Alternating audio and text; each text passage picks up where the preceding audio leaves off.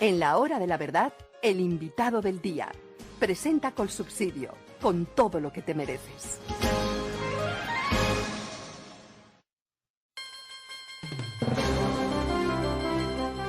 Senadora de la República por el Centro Democrático, Paola Holguín. Muy buenos días. Muy buenos días, doctor Fernando. Un saludo para usted y para los oyentes de la hora de la verdad a esta hora. Bueno, senadora, ¿qué se le puede creer a Petro? Y alguien tiene la colección de mentiras y de ilusiones que creó Petro y que todo es una frustración enorme para los colombianos, su parecer. Muy difícil, doctor Fernando, muy difícil creer en un mandatario que todo el tiempo está mintiendo, está atacando, está sembrando odio, que mientras llama a un supuesto acuerdo nacional continúa contra los sectores productivos, los medios de comunicación, los partidos, quienes le hacen oposición. El tema es muy complejo. Y ayer viendo las declaraciones además del hermano al problema de ese mal hábito de estar mintiendo, se suma la cada vez más difícil legitimidad y legalidad de la elección. Claro, una elección ilegal, absolutamente ilegal, porque la extralimitación de los topes está a la vista. Y entonces es el problema del dinero de FECODE que no aparece en las cuentas oficiales, el problema de las declaraciones que dio recuerde usted, el ex embajador en Venezuela sobre 15.000 millones de pesos, el problema del hermano de Gustavo Petro, que hubo extralimitación de los topes, no hay duda. La Constitución dice que la persona en cuya campaña se extralimitaron los topes pierde su investidura. Y entonces, ¿qué vamos a hacer?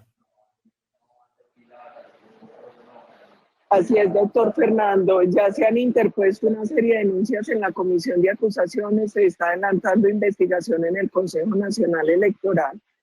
Y lo cierto es que no solo corrieron la línea ética y no solo violaron los topes y no reportaron cuentas, porque a toda la lista que usted acaba de hacer hay que sumarle la de testigos electorales, sino que adicionalmente ayer el hermano de Petro dice que aproximadamente 1 millón de votos aparecieron después de lo que se conoció en su momento como el Pacto de la Picota, la negociación con guerrilleros y paramilitares en las cárceles, y dice textualmente el hermano de Petro que lo que se les ofrecía era no cárcel y no extradición. No cárcel y no extradición. Y entonces extralimitación en los topes y entonces la Constitución Nacional. Pero es que es tajante, es contundente. La violación de los topes produce la pérdida de la investidura o del cargo. Senadora, ¿qué duda cabe? Ninguna duda, doctor Fernando, esas denuncias ya se han hecho, ya se instauraron. Además, tenemos que recordar que la Constitución se modificó y a raíz de esa modificación hoy no existe duda alguna sobre la pérdida del cargo y la pérdida de investidura que está consagrada en el artículo 107. Bueno, senadora, hablemos un poco de su terruño, de Antioquia. ¿Cómo están las cosas en Antioquia? ¿Cómo está la cuestión del orden público, de la seguridad en un departamento que fue modelo para el país y que hoy está en una situación supremamente difícil con los carteles de la droga, con con las explosiones de violencia que estallan aquí y acá por parte del ELN y de los grupos, de todos los grupos armados? ¿Qué hay en Antioquia, senadora? Yo creo, doctor Fernando, que la situación en el departamento de Antioquia es similar a Senadora. la supuesta paz total al doctor Fernando. Sí, es que tuvimos una pequeña interrupción, pero adelante. Perfecto, doctor Fernando. Le decía que en Antioquia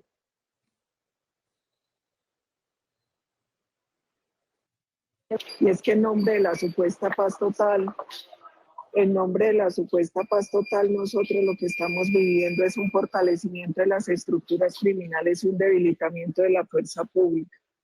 En Antioquia vemos que zonas en las que ya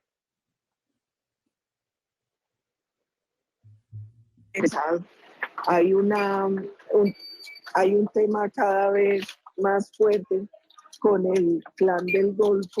Mira, hay un tema cada vez más fuerte con el clan del Golfo, entonces uno lo que ve es que crece la minería ilegal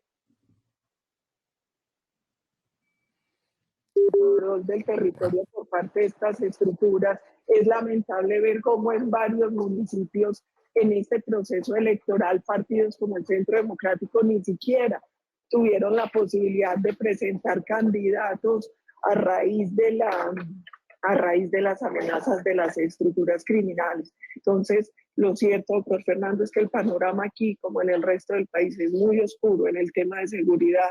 Y yo aprovecho sus micrófonos para hacer un llamado y que le pongan atención al informe de la Defensoría del Pueblo, que es desgarrador sobre el tema de desplazamiento forzoso, amenaza a las autoridades y la violación permanente del supuesto cese bilateral de las estructuras criminales con las que se está negociando. Bueno, inclusive hay una situación de orden público difícil en la más grande central hidroeléctrica que se está construyendo en el país. ¿Qué hay de esa situación y qué hay del desarrollo de ese proyecto que usted sepa, senadora? Sí, el tema de seguridad en Hidroituango nuevamente está siendo un tema muy complejo.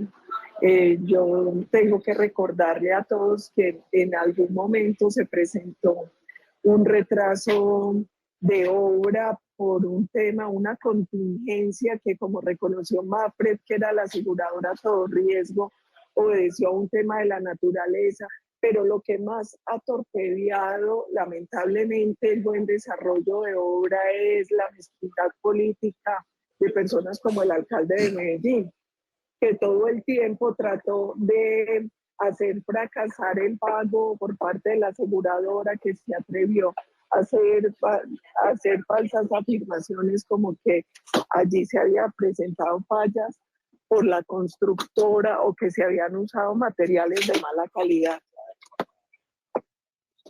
Nada de eso resultó ser cierto, por fortuna, pero ¿en qué estamos? ¿Cuándo estaremos en operación en Hidroituango?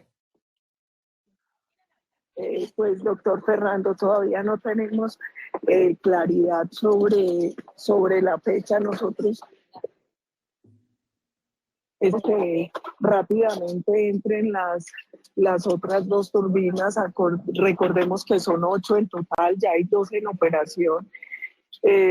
Pero el tema ha sido bastante complejo, además, porque con el afán de sacarlos, la empresa que se había encargado de desarrollar la obra, se hicieron varias licitaciones que terminaron teniendo que declararse desiertas. Bueno, volvamos al tema de la política, senadora, porque hay un enfrentamiento nada menos que entre los hermanos Petro. El uno dice que fueron diagnosticados con el síndrome de Asperger, que parece que no existía por aquella época en que ellos eran niños jóvenes, de manera que eso quedaría descartado. Pero ¿por qué no llega Petro a sus reuniones?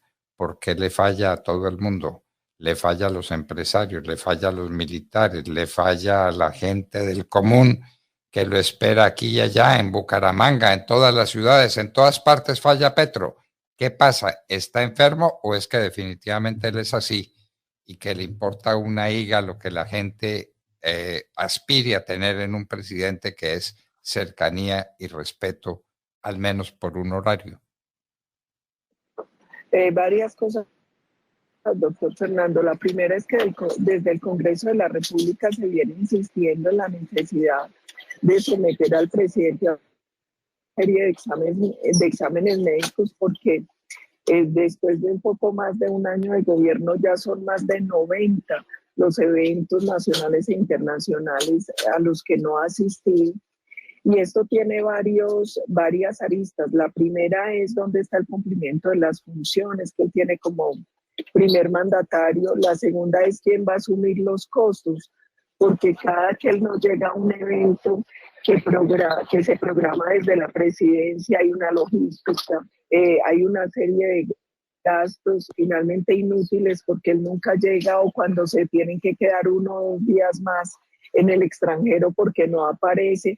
Aquí hay un tema muy complejo y es las funciones propias que él tiene que asumir como mandatario, detrimento del patrimonio, los gastos en un montón de eventos dentro y fuera del país a los que jamás asiste. Bueno, esto es por todas partes un conflicto. Ahora tenemos de nuevo un conflicto con los taxistas, que muchos están amenazando otra vez con paro. Conflicto con los camioneros lo va a haber por el aumento del diésel. Y ahora intervienen la asociación bancaria, la ANDI, pidiendo rebaja en las tasas de interés al Banco de la República. Yo esto no lo había visto antes, pero ¿qué es lo que va a suceder? Aquí quién manda, aquí quién maneja las cosas. Se supone que la moneda y el crédito lo manejan el Banco de la República, pero ahora pues quieren ser los bancos y quieren ser los empresarios los que también intervengan en la tasa de interés. Lo cierto, senadora, es que la situación no es buena, y lo cierto, como lo ha dicho el presidente Uribe en sus correrías inagotables, eh, hay gente que tiene hambre en Colombia, y eso no es soportable. Niños con hambre, ¿para dónde vamos?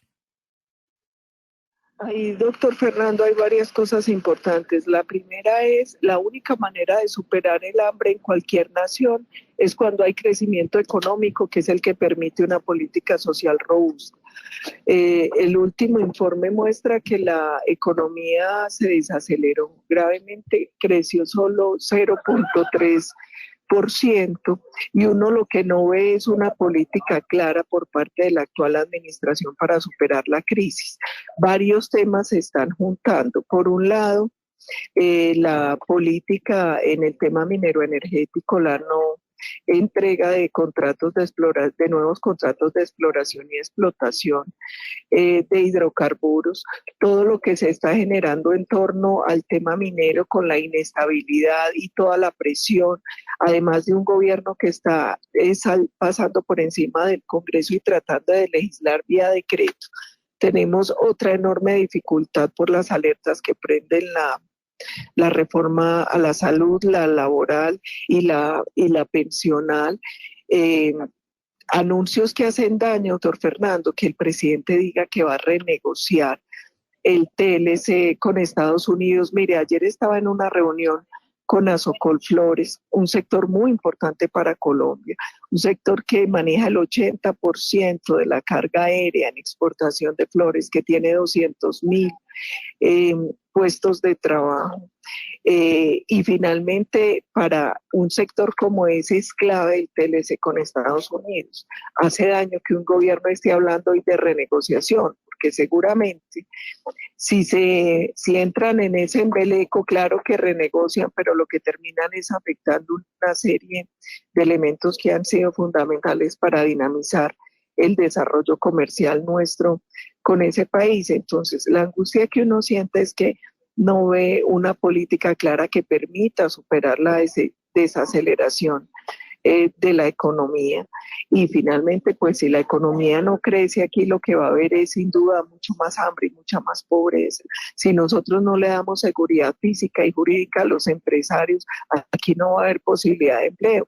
Si el gobierno continúa con el embeleco de esa reforma laboral, se van a destruir actuales empleos, se va a alejar cualquier posibilidad para los desempleados y para los informales.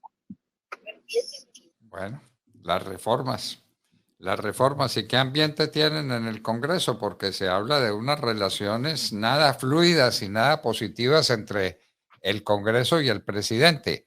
¿Qué hay con esas reformas? ¿Cómo Pues, palpa doctor, usted el ambiente en el Congreso respecto a ellas? Doctor Fernando, uno siente cierta angustia porque nosotros sabemos que el gobierno se ha estado sentando con las bancadas, seguramente hacer lo que hicieron en el pasado intento con la de salud, que es la presión a través de contratos y puestos sobre los parlamentarios, pero yo esperaría que ellos, en vez de estar pensando en su propio beneficio, piensen en los colombianos. Y si hoy los congresistas están pensando en Colombia, no puede pasar ninguna de esas reformas, no puede pasar ni la laboral, ni la pensional, ni la de salud, porque finalmente las tres hacen un enorme daño. La de salud acaba con nuestro sistema de aseguramiento y lo que busca en el fondo es una estatización del sistema. La de la reforma pensional, ojo, porque no solo es meterle la mano al bolsillo a los colombianos, al ahorro que han hecho para asegurarse la vejez, sino que adicionalmente gran parte de la estabilidad del sistema financiero, el sistema económico, del desarrollo de grandes obras de infraestructura se da gracias al tema pensional, porque ese es el único gran ahorro con el que se cuenta para apalancar, por ejemplo, obras. Y con el tema de la laboral, vuelvo y repito, ahí lo que hay es que se anulan una serie de puestos que hay hoy y se dificulta cualquier posibilidad de generar nuevos empleos o de formalizar a quienes hoy están en la informalidad. Bueno, pues argumentos más que suficientes para que el Congreso de la República rechace semejantes esperpentos. Vamos a ver cómo transcurren las cosas y qué pasa en los próximos días en el Congreso. Senadora, días vitales para el porvenir del país, porque si estas reformas pasan, apague y vámonos, como decían en el dicho, en el viejo decir popular. Apague y vámonos. No hay nada que hacer con la reforma pensional, la reforma de salud, la reforma a la salud, ¿verdad? Así es, doctor Fernando, y yo le pido a los colombianos que estén muy atentos porque hoy en plenaria de Cámara se va a reabrir el debate sobre la reforma a la salud. Se aprobó en la última sesión de Cámara una subcomisión para analizar la reforma y parece que hoy van a querer pasar por encima de esa decisión y van a iniciar el debate. Yo lo que le suplico, doctor Fernando, es que usted continúe haciendo la pedagogía que ha hecho para que los colombianos puedan entender muy bien las graves y serias implicaciones de las reformas, porque finalmente son los ciudadanos en las redes, en las calles, exigiéndole a los parlamentarios los que nos pueden ayudar a frenar estas reformas que son tan dañinas para Colombia. En ese cumplimiento de nuestro deber estamos y estaremos, senadora, y ustedes en el Congreso de la República, que son la parte decisiva de la historia, cumplan con su deber, cumplan con el deber de defender a los ciudadanos y de protegernos de semejantes reformas destructivas, destructivas del empleo, destructivas de la riqueza, destructivas de todo. Las solas expectativas tienen postrada la economía colombiana. ¿Qué tal que esto se aprobara? Senadora Paola Holguín, muchísimas gracias por acompañarnos en la hora de la verdad y éxitos en esta semana crucial en el Congreso. Muchas gracias, doctor Fernando. Y antes de terminar, usted ahora me preguntó por el tema de Hidroituango. Recuerden que siempre se ha tenido que declarar desierta y se ha tenido que abortar la licitación y nuevamente en esta última, hace pocas horas, la única empresa que quedó fue la China, que ha sido rechazada varias veces. Yo le pido también, doctor Fernando, que nos ayude a estar pendientes porque recordemos que de esta hora depende no solo el futuro económico de EPM, sino del país porque representa el 17% de la seguridad energética para los colombianos. Muchas gracias de nuevo, doctor Fernando, y además del reconocimiento y la gratitud, el favor que le pido siempre